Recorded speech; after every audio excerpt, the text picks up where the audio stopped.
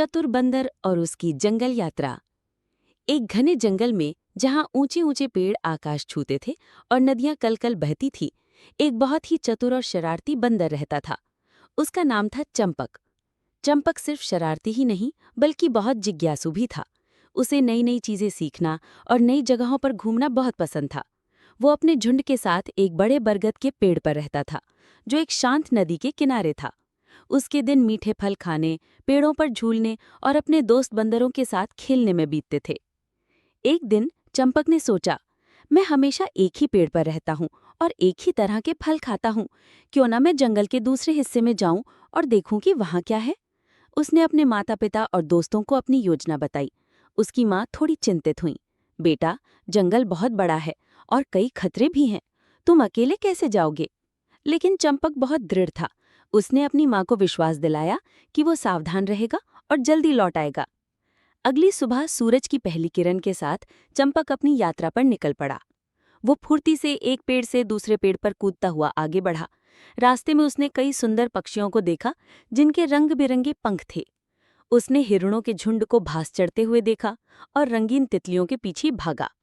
जैसे जैसे वो आगे बढ़ता गया, जंगल और घना होता गया।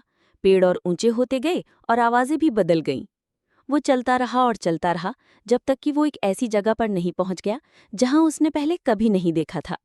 वहां एक बहुत बड़ा शांत तालाब था, जिसके किनारे कमल के फूल खिले हुए थे। तालाब के आसपास अजीबोगरीब पौधे थे और हवा में एक अलग ही खुशबू थी। चंपक ने सोचा, वाह, ये जगह तो कितनी सुंदर है।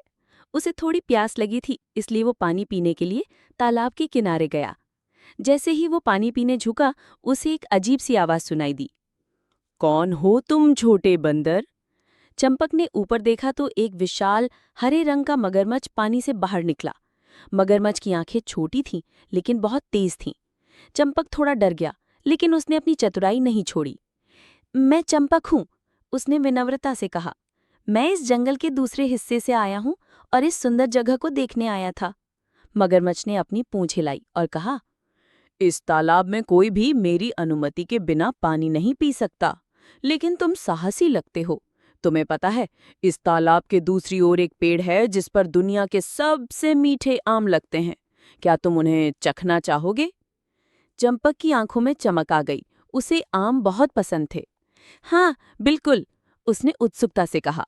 मगरमच्छ मुस्कुराया और बोला, ठीक है, मैं तुम्हें अपनी पीठ पर बिठाकर उस पार ले जा सकता हूँ, लेकिन तुम्हें मुझे कुछ बताना होगा, जंगल के बारे में कुछ नया। चंपक तुरंत तैयार हो गया। वो मगरमच्छ की चौड़ी पीठ पर बैठ गया और वे तालाब के दूसरी ओर चल पड़े। रास्ते में चंपक ने मगरमच्छ को अपने जंगल की कहानियां सुनाई। ऊंचे पेड़ों पर झूलने का मजा, मीठे फलों के स्वाद और अपने दोस्तों के साथ खेलने के किस्से। मगरमच्छ ध्यान से सुनता रहा। जब वे दूसरी तरफ पहुंचे तो चंपक ने देखा कि मगरमच्छ ने उसे सच में एक ऐसे पेड़ के पास उतारा था जिस पर बड़े बड़े सुनहरे आम लटक रहे थे। चंपक खुशी से उछल पड़ा और उसने भरपेट आम खाए। वे सच में बहुत मीठे थे। कुछ दिनों तक चंपक वहीं रोका। वो मगरमच्छ के साथ बातें करता और आम खाता। उसने मगरमच्छ को अपने परिवार और दोस्तों के बारे में बताया और मगरमच्छ ने उसे तालाब की गहराई की कहानियां सुनाई। चंपक को लगा कि उसने एक नया दोस्त बना लिया है। एक दिन मगरमच्छ ने उदासी से कहा, चंपक, मुझे तुमसे कुछ कहना है। मेरी पत्नी बहुत बीमार है। वैद्य ने कहा है कि उसे एक ऐसे प्राणी का दिल खाना होगा जिसने कभी झूठ न बोला हो और जिसने बहुत सारे मीठे फल खाए हों। चंपक को ये सुनकर अजीब लगा। उसे थोड़ा शक हुआ, लेकिन उसने अपनी चतुराई से काम लिया।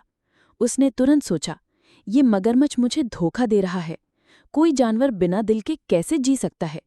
लेकिन अगर मैंने इसे तुरंत मना कर दिया तो ये मुझे यहीं मार डालेगा। ओह मेरे प्रिय मित्र, ये तो बहुत बुरी खबर है, लेकिन तुमने मुझे पहले क्यों नहीं बताया? हम बंदर अपना दिल अपने पेड़ पर रखते हैं। ये बहुत भारी होता है।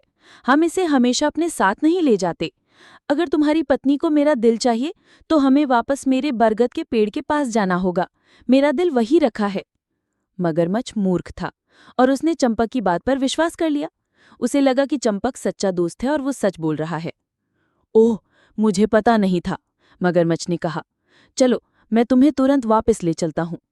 मगरमच्छ जल्दी से पानी में कूद गया और चंपक को अपनी पीठ पर बिठाकर वापस उसी रास्ते पर तैरने लगा जहां से वो आए थे।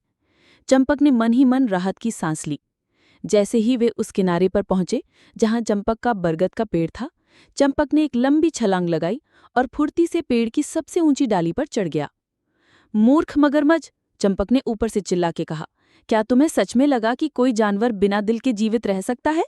तुमने मुझे धोखा देने की कोशिश की, लेकिन मैं तुमसे कहीं ज्यादा चतुर हूं। मगरमच्छ को अपनी गलती का एहसास हुआ। उसे बहुत शर्म आई। वो जानता था कि चंपक ने उसे हरा दिया। बिना कुछ कहे मगरमच्छ चुपचाप पानी में वापस चला गया और कभी चंपक को परेशान करने वापस नहीं आया। कुछ देर तक चंपक पेड़ पर बैठा हंसता रहा। उसे अपनी चतुराई पर गर्व था। उसने सीखा कि हर कोई दोस्त नहीं होता और कभी-कभी अजनबियों पर भरोसा करना खतरनाक हो सकता है। उसने अपनी यात्रा जारी रखी, लेकिन अब वो और भी ज्यादा सावधान था। उसने नए जानवरों से दोस्ती की, लेकिन हमेशा अपनी बुद्धि का इस्तेमाल किया। वो एक नए झरने तक पहुंचा, जहां उसने अन्य बंदरों के साथ खेला और एक विशाल मैदान पार किया, जहां उसने कभी न देखे गए फूलों को देखा। उसने जंगल के कई और रहस्य खोजे, लेकिन मगरमच्छ के अनुभव ने उसे हमेशा सतर्क रहना सिखाया। अपनी लंबी और रोमांचक यात्रा पूरी करने के बाद चंपक अपने बरगद के पेड़ पर अपने झुंड के पास लौट आया। उसके माता पिता और दोस्त उसे देखकर बहुत खुश हुए। चंपक ने उन्हें अपनी पूरी यात्रा के बारे में बताया, नए दोस्त बनाने, मीठे आम खाने और मगरमच्छ को कैसे मात दी। उसके दोस्तों ने उसकी बहादुरी और चतुराई की तारीफ की। चंपक ने अपनी यात्रा से एक महत्वपूर्ण सबक सीखा था। ज्ञान और चतुराई हमेशा शारीरिक शक्ति से ज्यादा महत्वपूर्ण होते हैं। विश्वास करने से पहले हमेशा सोचना चाहिए और अपनी बुद्धि का उपयोग करके खतरों से बचना चाहिए। उस दिन के बाद से चंपक केवल एक शरारती बंदर नहीं, बल्कि वो एक बुद्धिमान और अनुभवी बंदर बन गया था, जिसकी कहानियां जंगल के हर कोने में सुनाई जाती थीं। उसने दिखाया कि सच्ची बहादुरी केवल शारीरिक शक्ति में नहीं, बल्कि मन की शक्ति में निहित है। वीडियो देखने के लिए आपका धन्यवाद। लाइक, सब्सक्राइब जरूर कर दीजिएगा ताकि ऐसी रोचक कहानी आपसे मिस न हो जाए। धन्यवाद।